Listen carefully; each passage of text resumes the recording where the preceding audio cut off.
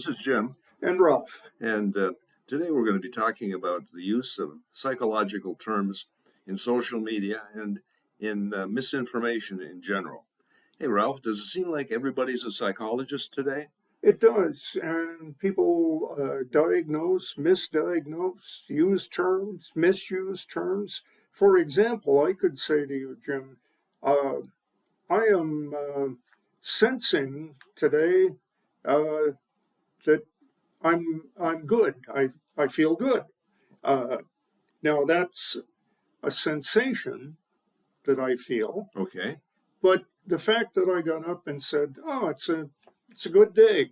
My sight is good. My hearing's good. My blah blah blah is good. Everything's good." Now, that's your perception of yourself, right? Yeah. Yeah. So that's a sensation that everything is good. My body's telling me everything works well. Okay. But the perception that I feel good, that's different. Yeah. So I'm walking down the street and I have a sense that somebody is following me. Well, no, that's a perception. I had to make that conclusion in my mind. So sensation, feeling, perception, thinking. Okay, so those are terms that are often confused on the internet and in social media. Yeah. Okay. So-and-so is a narcissist. Okay. You might hear that one.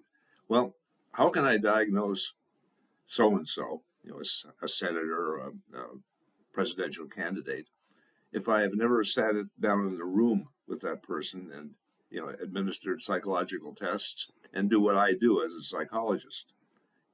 Can I make that diagnosis? No, you can't. I shouldn't be able. I should not make it. You should not make it. Now, you can say that from all apparent actions and speeches, so-and-so has a very strong ego. Narcissistic tendencies. Strong tendencies. Ego, yeah. But you cannot say so-and-so is a narcissist unless you've tested that person. Right. And so if I'm on TikTok and I say to somebody, I type into somebody that I feel, pretty depressed today. Well, I could be depressed or have low affect on one day, but a friend, quotation marks, writes back and says, I think you've got a depressive disorder. And, what you should be doing is, and they give me some ideas. One day of depression does not make a depressive disorder. But given that bit of misinformation, I might run with it and say, okay, I'm going to go online now and find out what a depressive disorder is. And I've looked down online. I have this whole laundry list of symptoms. And that's it. Yeah, I've got that, and I've got that. And I've got that. Well, today I have those symptoms. I must have a depressive disorder. And what's the long-term consequence of that? And I look and, the DSM-5 online and see that, hey, my trajectory is not really very good. And I might start to worry about it. Yeah. Now, the thing is that you're doing two things that are wrong there. One is you're treating something that happens for one day as if it was a life sentence. Right. And the other thing is you're self-diagnosing. Well, but my friend, quotation marks, helped me with the self-diagnosis. My friend says, okay, well, given what you just said, you have a depressive disorder. So am I going to believe my friend, quotation marks around friend? Well, maybe or maybe not. But suppose I'm out there on social media and someone else picks that up and, yeah, Jim, to help you with your depressive disorder, you should do this, this, and this. And then somebody else picks it up, and all of a sudden I have a whole cohort of individuals who are, quotes, helping me with my depressive disorder, when in fact I'm just having a bum day. Yeah, and whether we like to think of it or not, we all have off days. I gave the example of getting up today and feeling in my sensory perceptions that I was good. But a week ago I got up and maybe I had a slight cold, or maybe things were not going really well at home the day before, and I got up and I thought, oh, it's a terrible day. I feel awful, Mm-hmm. and that happens. Yeah. But it doesn't mean that you It's are subject to depressive disorder, or that you have a persistent anxiety issue or something like that. yeah. Well, we talked about that earlier, the anxiety thing. A lot of people would label themselves as having a social anxiety problem, and again, that's a long-term sort of thing. But back in the day, Ralph, you know of some people. In fact, you and might even resemble this. People used to be shy, Yeah, not outgoing, right, and somewhat withdrawn, and somewhat liking to keep to themselves. In your case, to go up to your bedroom and read books yeah, copiously. Well, you still do that, I still do that. yeah. But you're also able to get out and function with other people sometimes. Most of the time, yeah. Yeah. And the thing is that you can say to yourself, my natural personality is introverted, Mm-hmm. which means that I am happy in my own company and I like to do what I like to do by myself.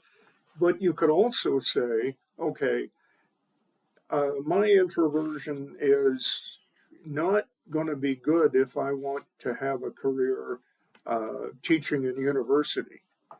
So, how do I overcome that? And through effort, I got to the point where I'm now kind of a mixed personality. My natural tendency is towards introversion, but I can be very extroverted if I want to be. Okay. Yeah. Put you in front of a classroom full of students, and out comes a different Ralph. Yeah. Do you think you have a split personality? No, I don't think that's a split personality. You're right. It isn't. And I don't think, for example, people often use the term uh, he's schizophrenic. Mm-hmm. He has problems. He's got multiple personalities. Well, no, schizophrenic does not mean multiple personalities. Means out of touch with reality most of the time. So And if you get rip roaring drunk, you could be out of touch with reality at that point. But it doesn't make you schizophrenic, does it? yeah, so we used to call that multiple personality disorder when we had thought people had uh, split Yeah, it's personalities. kind of like two identities. I don't know if it's the first one, but Eve Skidmore with Three Faces of Eve. Yeah, Yeah, Eve, and Eve Black, and Eve White. Yeah, now we call it dissociative identity disorder. So we have two or more distinct personalities. yeah. So you have the But in the case that you just gave, uh, Ralph, who would like to sit at home and read his books, versus Ralph, who is going to speak in front of a group of people, students, those are not two distinct personalities, right? no, Yeah. no, and the thing is that when you're speaking, in my case, when I'm speaking to a class, I'm totally aware that I'm projecting not a false front, but something that I can put on, Yeah, a and persona. a persona. And when I go home and hang up my persona, I can say, and now I want to sit and read my book on the Second World War. Uh-huh. Yeah. And that, I suppose, is the true Ralph, right? Yeah, And so the Ralph that has the I'm speaking in front of my class persona is not a false Ralph, but it's rather kind of like an actor in a way. And yeah, in fact, that's what has been said of we, university professors, that we get up and we act 3 or 4 times a week. yeah, And I'm comfortable with that. I can handle, that one.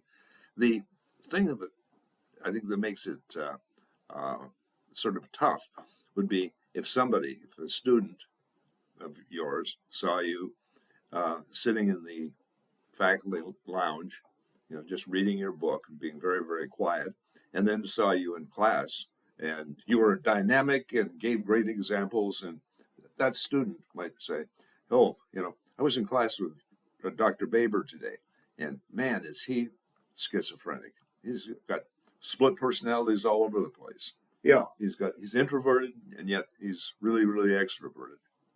Now, that could be true, but somebody else could pick up on that. Now, the person might have said schizophrenic. Now, let's take that a little bit further. Dr. Baber is schizophrenic, and that gets all over the internet. Yeah. Or a political figure has mental health problems. That gets all over the internet. I don't know if you remember Daniel Ellsberg back in the 70s. Well, some group got into a psychiatrist's office and stole the records of this guy who was prominent in politics. And, we didn't have the internet in the 70s, but that information got spread all over the place, right? Right. To the detriment of Daniel Ellsberg. Yeah, because at that point, we talk about stigma today, and sometimes people are stigmatized for the way they look, the way they dress, or for a diagnosis of mental illness. Yeah, and back in the 70s, that stigma was much more serious about a diagnosis with mental illness.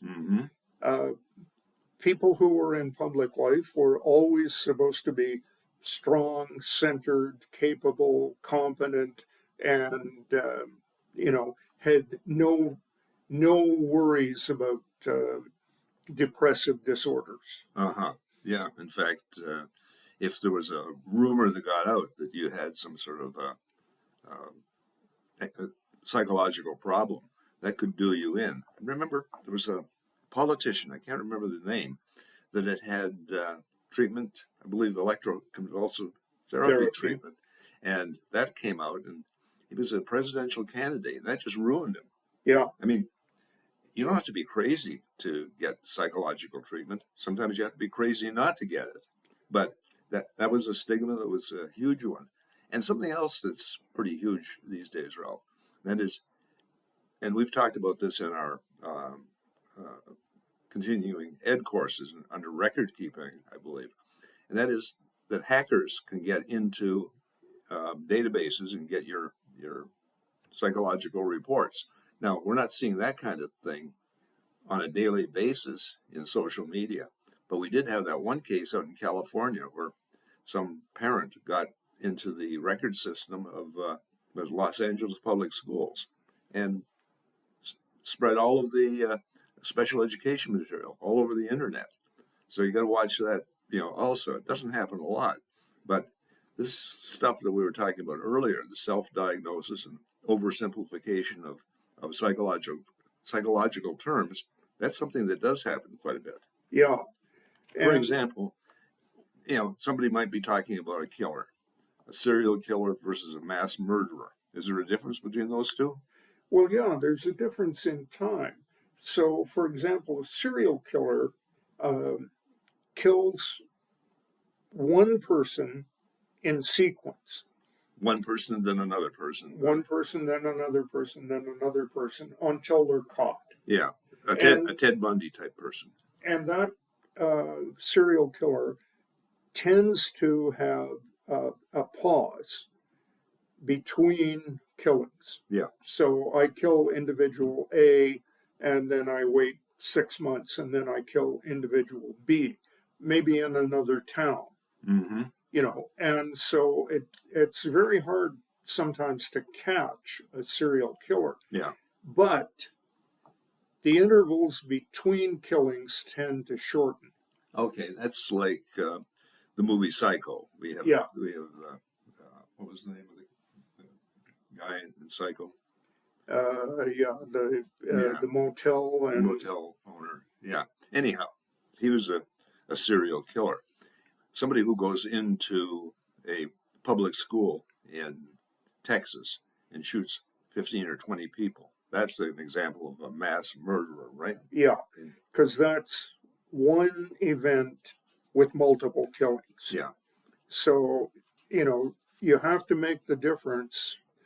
Well, you don't have to, but you should make the difference when you're talking to somebody to say so and so was found to be a serial killer and somebody else was found to be a mass murderer.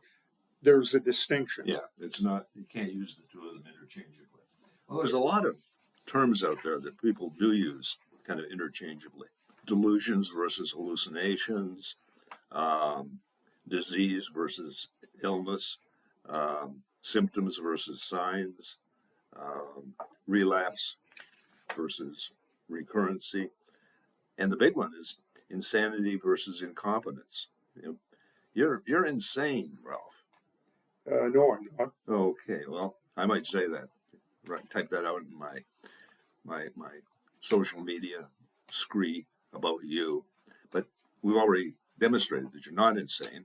Okay, um, but suppose somebody does some sort of horrific act, they might use what's referred to as the insanity defense, which Yeah, means that they, at the time of committing whichever act they're being tried for, they were out of touch with reality, unable to moderate their feelings and behaviors in a socially acceptable manner, right? yeah. Yeah. So, to give you an extreme example, uh, a man comes in and finds his wife having an affair with another man, and she's in, they are in his bed, and he just loses it. And he lunges for the guy and strangles him to death right there. Right. Now, he can make a case that at that moment, he was out of control. His emotions overrode all his rational thinking processes, and he just lost it and committed murder. Right. And in fact, that's the plot of a book that's set here in Michigan called Anatomy of a Murder. Yeah, The murderer, the killer, got away, to say got away, was found not guilty by reason of insanity. He had an irresistible impulse that he could not control at that point in time. right. Okay. Whereas Now, with incompetence, we have a person who just doesn't understand what's going on and can't even defend himself in the court of law. And so often, incompetence is a defense for people with low mental capacity. yeah, So I'm trying not here to use the term IQ, which is a technical measurement, but somebody who does not function well in society, although they don't necessarily need looking after. right. And it used to be, like, you didn't want to use the term IQ, but it used to be that people who had an IQ score of less than 70 could argue, or their attorney could argue for incompetence, being unfit to stand trial. Yeah, Now, the double edged sword here is that they may then end up in some sort of an institution. And if at some point in time they're deemed competent, then they might go to trial. yeah, And so the case that I mentioned to you before we started to do this was a case that I saw when I was working in the prison. Fellow was deemed incompetent to stand trial, and he went to a Ontario hospital, and he was in there for a number of years, I think 10 years altogether. And then he was released. He was competent. So he was arrested and stood trial for the crime that he had committed, which was a pretty bad crime. And I think he got 15 years or so. And he was in a maximum security prison when I met him. yeah. So And, kind of and double jeopardy. the thing about that is that at that point, when the first trial was adjourned and he was found incompetent, uh, the judge probably said if he was returned to competence, this trial is not over. If he returns to competence, he can come back to court.